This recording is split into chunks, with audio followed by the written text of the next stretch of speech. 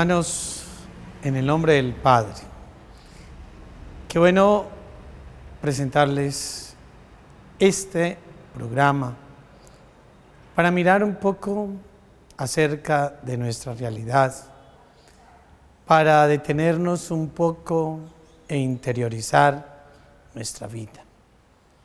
Alguna vez había un ratoncito en una casa. El ratoncito salió en la noche y se encontró con la señora de la casa. La señora de la casa se levantó en la noche, iba a la cocina, en fin, se encontró el ratoncito y metió un grito. El ratoncito se metió a la ratonera dentro de su escondite y presenció algo muy diciente.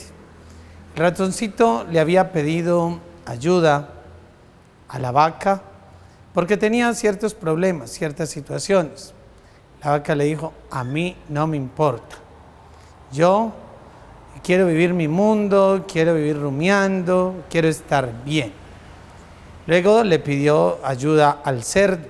El cerdo le dijo: no, a mí me interesa seguir comiendo las algarrobas, los sobrados, estar bien. Luego le pidió ayuda a la gallina y la gallina dijo: no, a mí me interesa comer maíz, estar en mi mundo y todo esto. Un día de tantos la señora se levantó al baño, ya no a la cocina, de noche, y pisó una trampa. Esa trampa era una ratonera y entonces en esas pasaba una serpiente y la señora de grito asustó a la serpiente y la serpiente pues inmediatamente mordió a la señora. La señora se empezó a agravar, se empezó a enfermar y bueno, todo esto, y entonces le dijo al médico: lo que vale la pena y para que se alivie es un caldo de gallina. Entonces cogió la gallina, le hicieron en caldo. La señora se agravó mucho más y vino más gente y entonces vieron la necesidad de matar el cerdo. Entonces se murió la gallina y el cerdo. Luego la señora se murió y vino mucha familia, vino mucha gente y entonces vieron la necesidad para atender a la gente de matar la vaca. En conclusión, lo que para ellos no era un problema, la ratonera, de lo que se había quejado el ratoncito de pedir ayuda, ellos se desentendieron. Pero miren cada uno cómo terminó. Así nos pasa a nosotros. A veces creemos que es nuestro mundo, que es nuestro espacio, que los demás no nos importan, que los demás se defiendan como pueda. Y en cierta manera la vida nos retribuye como nuestros comportamientos, nuestras situaciones, nuestras realidades. Hermanos, todos tenemos que involucrarnos en el cuento. A veces escuchamos que dice alguien: es que a mí no me importa la situación del otro, que cada uno se defienda como pueda. Y cuando tenemos al alcance que podemos preocuparnos, que podemos ayudar, que podemos escuchar, no lo hacemos. Y ya cuando lo hacemos, ya de pronto es tarde. Hay una canción que dice: en vida, hermano, en vida. Entonces a eso tenemos que tender. Y termino con una historia. Alguna vez había un ratón y este ratón le dijo a la mamá: yo quiero salir. Y la mamá le dijo: no salga porque hay muchos peligros. Pero el ratoncito salió, vio una ratonera y cayó en el peligro. A veces en cuántas ocasiones no nos dicen a nosotros: no haga esto, y lo hacemos y caemos en el peligro.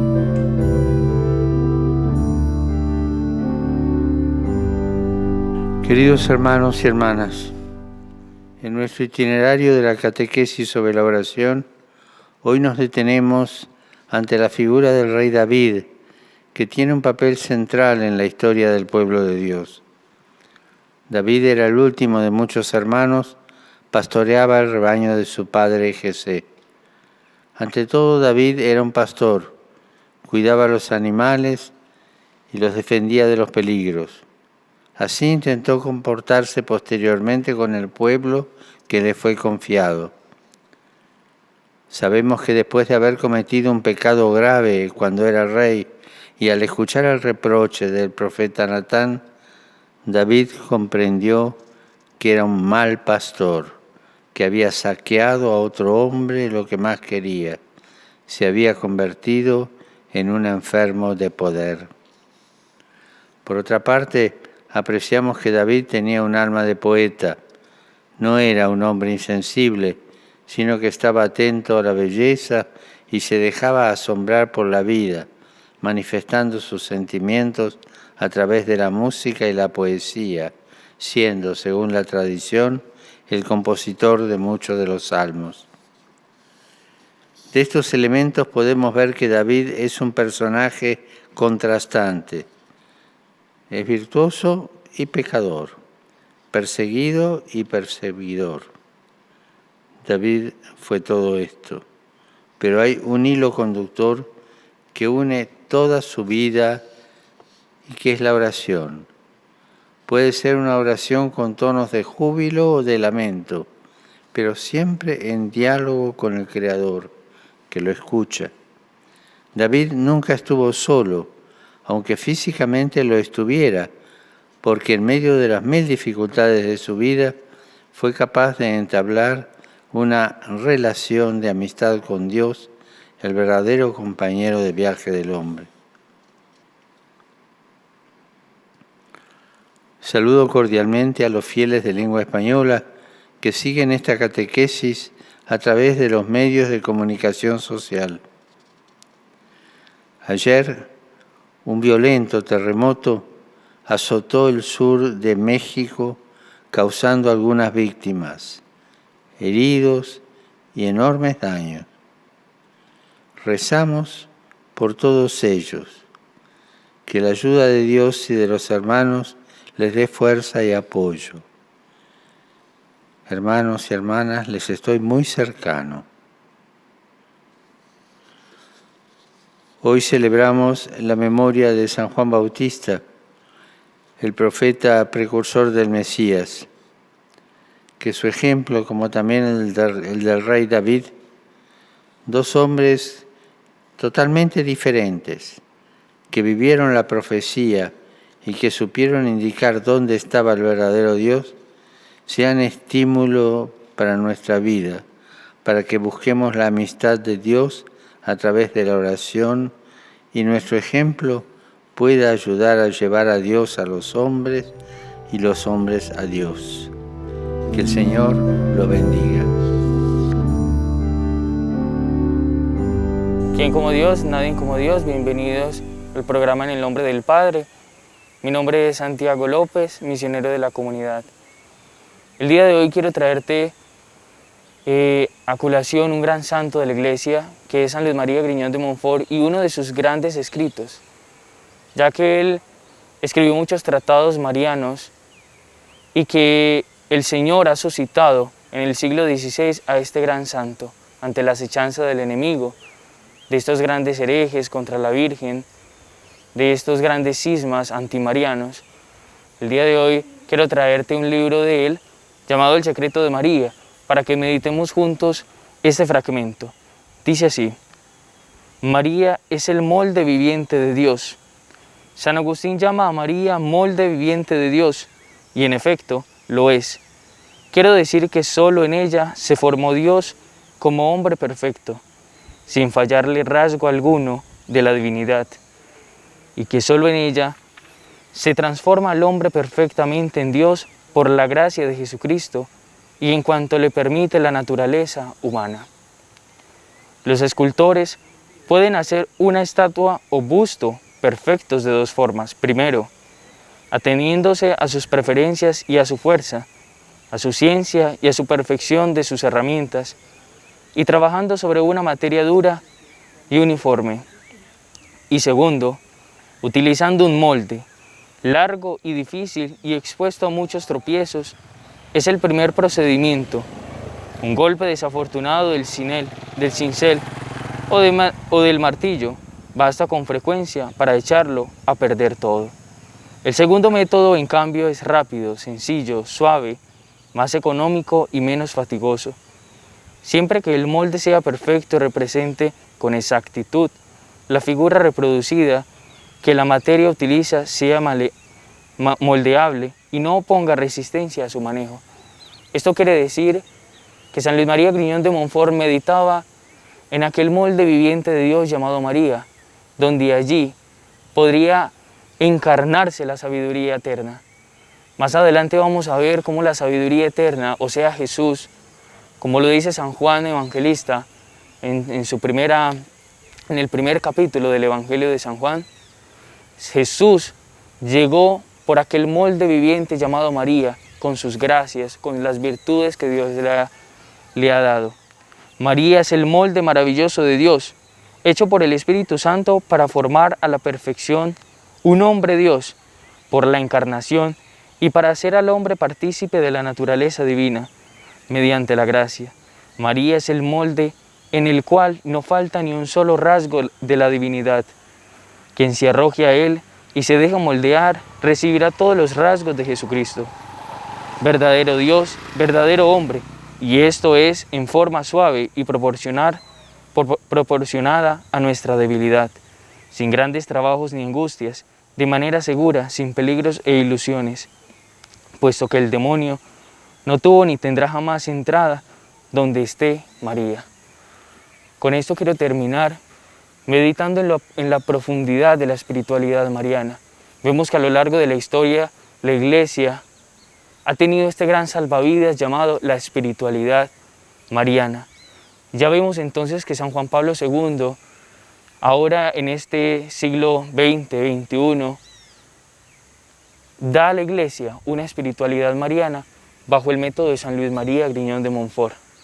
Este es el libro de oro donde se encuentran muchos de los tratados cristológicos y de la Mariología, donde trata en profundidad sobre el modelo de María como ese modelo que debemos de tomar. Todo cristiano debe de tomar a María como aquella imagen para llegar a la santidad. Y después de Dios, nadie como María.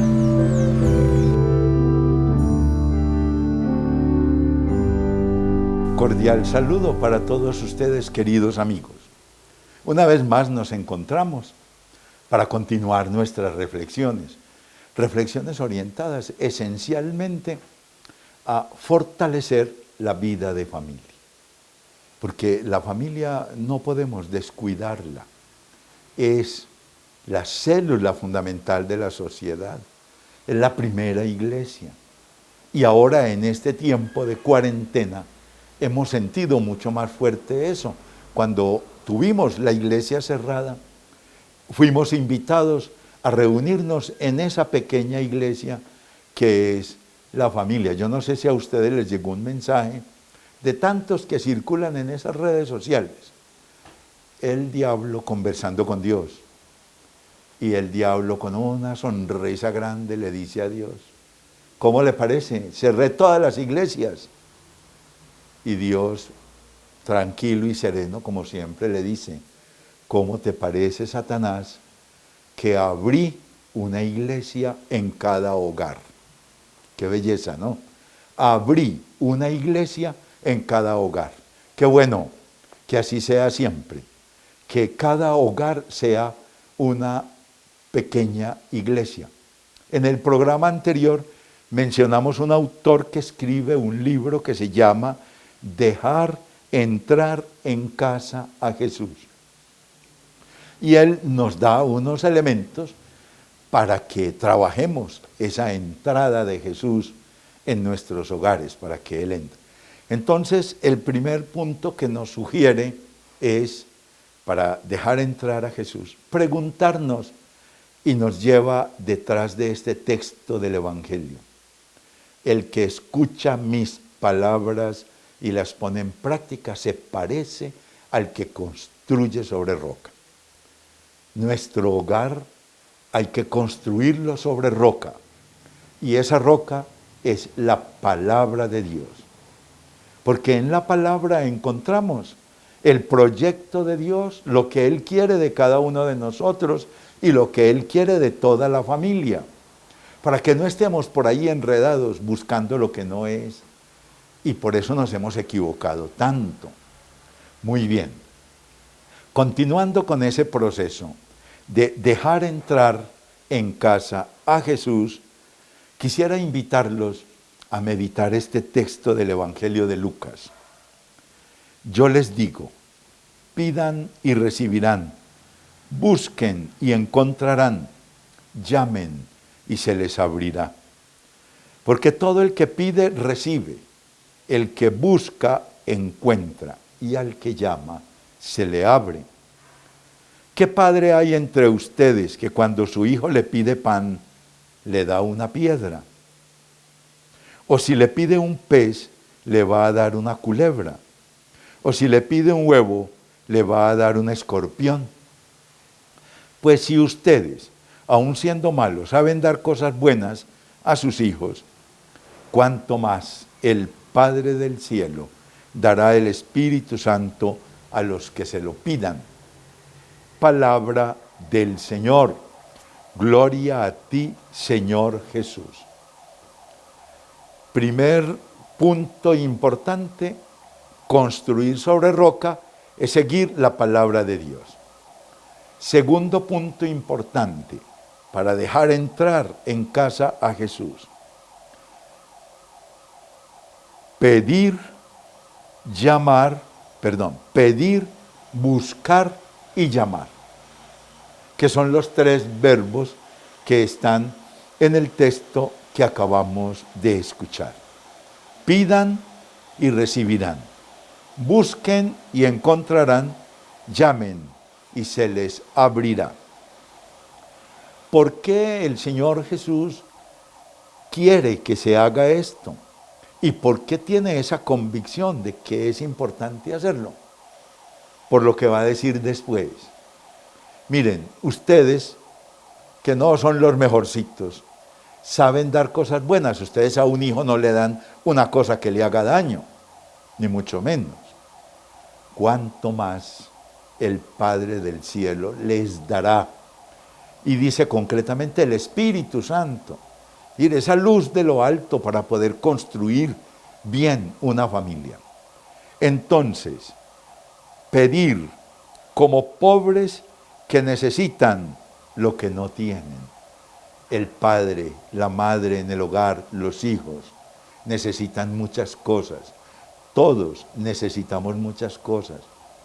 Y como pobres hemos de ubicarnos con toda humildad delante del Señor, que Él es el Señor de la vida. Él sabe llevarnos por el buen camino. Pidamos a Él. Segundo, como perdidos necesitamos buscar el camino que no conocemos. Claro, ¿hacia dónde vamos a llevar nuestra familia?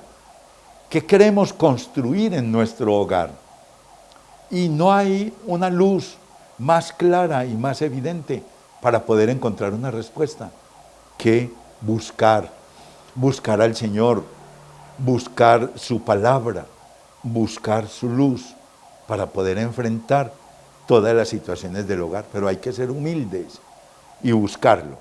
Y tercero, como caminantes que necesitan llamar a la puerta de Dios. Como caminantes, nuestra vida es una peregrinación y vamos hacia el cielo.